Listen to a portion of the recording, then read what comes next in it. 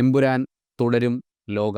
ഒറ്റ വർഷം കൊണ്ട് 3 ഇൻഡസ്ട്രി ഹിറ്റുകളാണ് മലയാള സിനിമയിൽ സംഭവിച്ചിരിക്കുന്നത്. 2025ൻ്റെ അവസാന മാസങ്ങളിലേക്ക് കടക്കുമ്പോൾ പ്രേക്ഷകർ ഏറ്റവും കൂടുതൽ കാത്തിരിക്കുന്ന, ഒരുപക്ഷേ റെക്കോർഡുകൾ ബ്രേക്ക് ചെയ്യാൻ കഴിയുന്ന ഒരുപിടി നല്ല സിനിമകൾ വരുന്നുണ്ട്. അതിൽ നമ്മൾ ഏറ്റവും കൂടുതൽ കാത്തിരിക്കുന്ന, ആഗ്രഹിക്കുന്ന സിനിമകൾ ഏതൊക്കെയാണെന്ന്, അല്ലെങ്കിൽ അതിൽ ഏറ്റവും മികച്ച 5 എണ്ണം ഏതൊക്കെയാണെന്ന് നോക്കാം. അഞ്ചാമത്തേത് ടിക്കി ടാക്ക.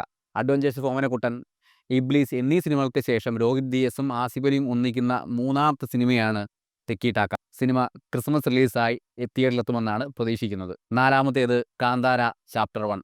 2022ലെ ഏറ്റവും വലിയ സർപ്രൈസ് ഹിറ്റായിരുന്നു സാൻഡൽവുഡിൽ നിന്ന് വന്ന കാന്താര എന്ന സിനിമ.